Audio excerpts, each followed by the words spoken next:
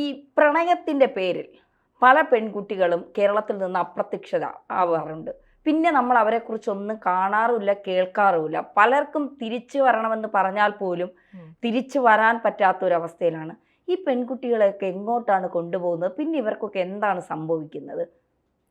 അത് നമ്മൾ കുറച്ച് കാലമായിട്ട് കേട്ടിരുന്നതാണ് ആട് മേയ്ക്കാൻ അല്ലെങ്കിൽ സ്വർഗരാജ്യം തേടിപ്പോയ കുട്ടികളെന്ന് പറയും ഇവർ. കാരണം ഇവർ നമുക്കൊരു കൂടുതലും പ്രണയത്തിൽ അല്ലെങ്കിൽ പ്രണയത്തിന് വശംവദരായിട്ട് പോകുന്ന കുട്ടികളുണ്ടാവും. അല്ലെങ്കിൽ ഈ മതത്തോടുള്ള ഒരു ചില പ്രത്യേക മതങ്ങളോടുള്ള ഒരു അട്രാക്ഷനൊക്കെ വരുള്ളൂ. ഇത് കൂടുതൽ ഹിന്ദു കുട്ടികളും അല്ലെങ്കിൽ ക്രിസ്ത്യൻ കുട്ടികളുമാണ് ഈ മതങ്ങളിലേക്ക് ആകർഷകമായിട്ട് പോയിട്ടുള്ള കുട്ടികൾ. അപ്പോൾ ഇവർ ഓൾറെഡി ഇതിപ്പോൾ കുറച്ച് കാലങ്ങളായിട്ട്, കുറച്ച് വർഷങ്ങളായിട്ട്, എനിക്കൊന്ന് ഒരു 10 വർഷത്തിന് അടുത്തായിട്ടുള്ളൂ നമ്മളിങ്ങനെയുള്ള കാര്യങ്ങൾ കൂടുതൽ കേട്ടു തുടങ്ങിയിട്ട്. ഈ കുട്ടികളുടെ ഇപ്പോഴത്തെ അവസ്ഥ എന്ന് പറഞ്ഞു കഴിഞ്ഞാൽ ഇവർ ഇപ്പോൾ കുറച്ച് കുട്ടികൾ നമുക്ക് സിറിയയിലുണ്ടെന്നറിയാം. സിറിയയിലുള്ള നമ്മുടെ സോണിയ, സെബാസ്റ്റ്യൻ, ഐഷ ഫാത്തിമ മറിയ.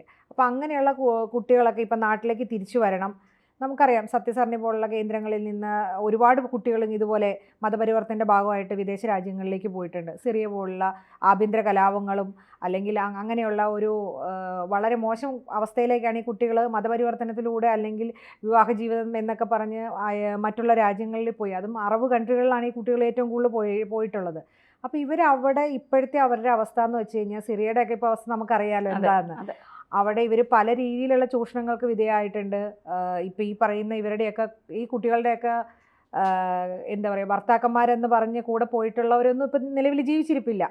അപ്പോൾ അവർക്ക് കുട്ടികളുമായിട്ട് ഇവരവിടെ വളരെ ഭക്ഷണത്തിനും അല്ലെങ്കിൽ ഉടുക്കാൻ ഡ്രസ്സോ ഒന്നും ഇല്ലാത്തൊരവസ്ഥയിലാണെന്ന് എനിക്ക് തോന്നുന്നു. അങ്ങനെയാണ് നമ്മളിപ്പോൾ അറിഞ്ഞുകൊണ്ടിരിക്കുന്നത് കുറച്ച് കാലങ്ങളായിട്ട്. അവർക്ക് നാട്ടിലേക്ക് തിരിച്ചു വരണം, കാരണം എൻ്റെ ഭർത്താവില്ല, ഭർത്താവ് എന്നെ മരണപ്പെട്ടു, എനിക്ക് തിരിച്ച് നാട്ടിലേക്ക് വരണം, ഇന്ത്യയിൽ വന്ന് ജീവിക്കണം.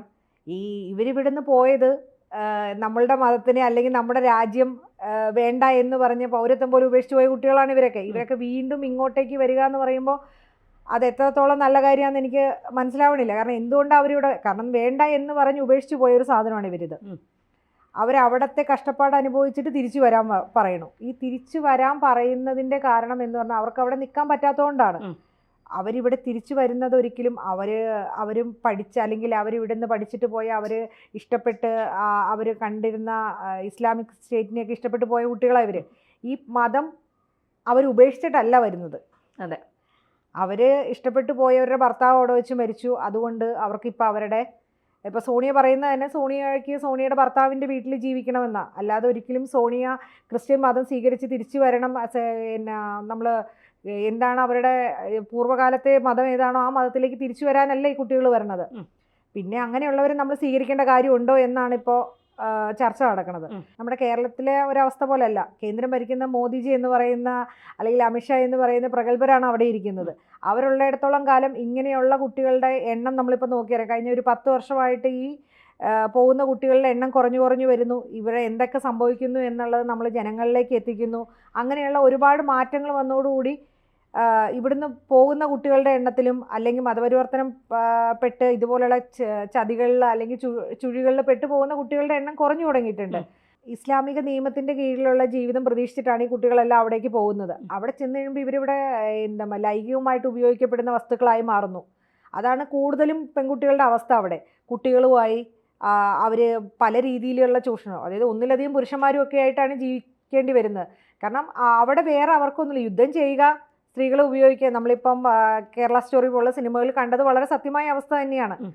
അതേ അവസ്ഥയിൽ ഈ കുട്ടികൾ അവിടെ ജീവിക്കുന്നു. ഇപ്പോൾ അവർക്ക് തിരിച്ച് നാട്ടിലേക്ക് വരുന്നു എന്ന് പറയുമ്പോൾ അത് എത്രത്തോളം അവരുടെ മതം ഉപേക്ഷിച്ചിട്ട് അല്ലെങ്കിൽ എന്താണ് എന്ന് മനസ്സിലായിട്ട് തിരിച്ചു വരുവാണെങ്കിൽ തെറ്റില്ല എന്ന് എനിക്ക് തോന്നുന്നു. ഞാനൊരു കാര്യം ചോദിക്കട്ടെ, ഇങ്ങനെ ഇപ്പം മതപരിവർത്തനം അല്ലെങ്കിൽ എന്തുദ്ദേശത്തോടെയാണ് ഇവർ ഈ സ്വർഗരാജ്യം, ഇന്ത്യയിൽ സ്വർഗം രാജ്യം ഇല്ല, ഈ പറയുന്ന രാജ്യങ്ങളിലേക്ക്, സിറിയ പോലുള്ള രാജ്യങ്ങളിലേക്ക് ആടുമേയ്ക്കാനും ഈ മതം മാറിപ്പോയാൽ മാത്രമേ സ്വർഗരാജ്യം കിട്ടുള്ളൂ എന്നൊക്കെ പറഞ്ഞാണ് ഈ പെൺകുട്ടികൾ ഈ പോകുന്നത്. പക്ഷേ ഇങ്ങനെ പോകുന്നവർ കാണുന്നതൊക്കെ തീവ്രവാദമാണ്.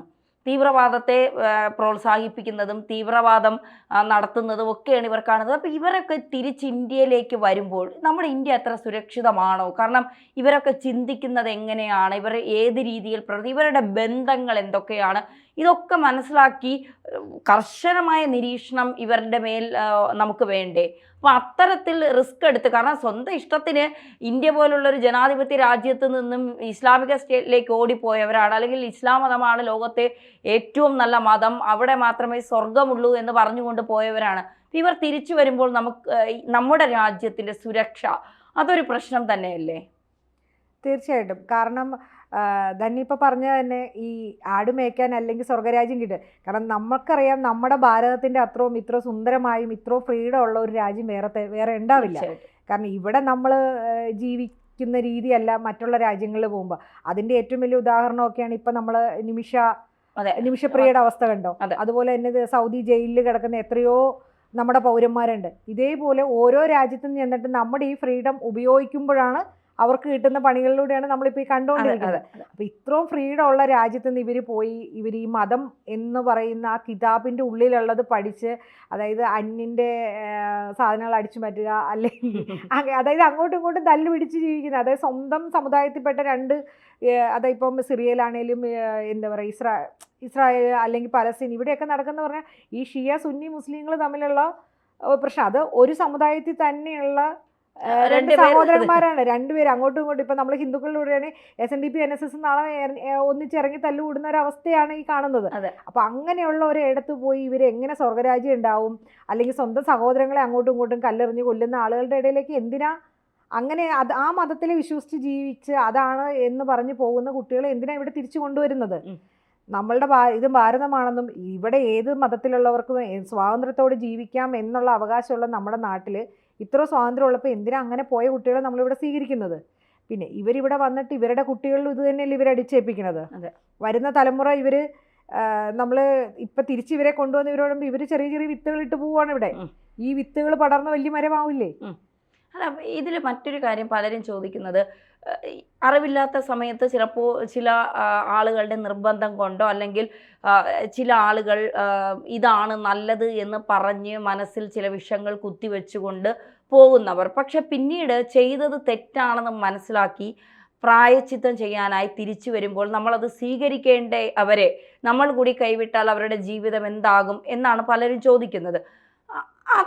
ഒരു തെറ്റ് തിരുത്താനുള്ള ഒരു അവസരം നമ്മൾ കൊടുത്താലല്ലേ ഇത്തരത്തിൽ പോകുന്നവർക്ക്, അല്ലെങ്കിൽ അവിടെ നേരിട്ട പീഡനങ്ങൾ, ചൂഷണങ്ങൾ ഇതൊക്കെ തുറന്നു പറയുമ്പോഴല്ലേ മറ്റുള്ളവർ പോകാനായി നിൽക്കുന്നവരുണ്ടല്ലോ, ഇനി സ്വർഗരാജ്യം തേടി പോകാൻ ഇവിടെ നിൽക്കുന്ന കുറേ പേരുണ്ടല്ലോ. അപ്പോൾ ഈ സത്യസരണി പോലുള്ളത് വളർന്നുകൊണ്ടിരിക്കും തോറും സ്വർഗരാജ്യം തേടി പോകുന്നവരുടെ എണ്ണം കുറവല്ല, കൂടുതലായി വരിക തന്നെ ചെയ്യും. പിന്നെ ഈ നേരത്തെ സൂചിപ്പിച്ചതുപോലെ മോദി സർക്കാർ ഉള്ളിടത്തോളം കാലം ആ പോകുന്നതിനൊക്കെ വലിയ കുറവ് സംഭവിക്കുമെന്നുള്ളത് യാഥാർത്ഥ്യം തന്നെയാണ്. അപ്പോൾ അത്തരത്തിലുള്ളൊരു അവസരം ഇവർക്ക് കൊടുക്കണ്ടേ? അവിടെ എന്താണ് ഞങ്ങൾ അനുഭവിച്ച പീഡനങ്ങൾ, നിങ്ങൾ പോയാൽ നിങ്ങൾക്കുണ്ടാവുന്ന ബുദ്ധിമുട്ടുകൾ എന്തൊക്കെയാണ്, ഇതൊക്കെ പറയാനൊരു അവസരം ഇവർക്ക് കൊടുക്കണ്ടേ?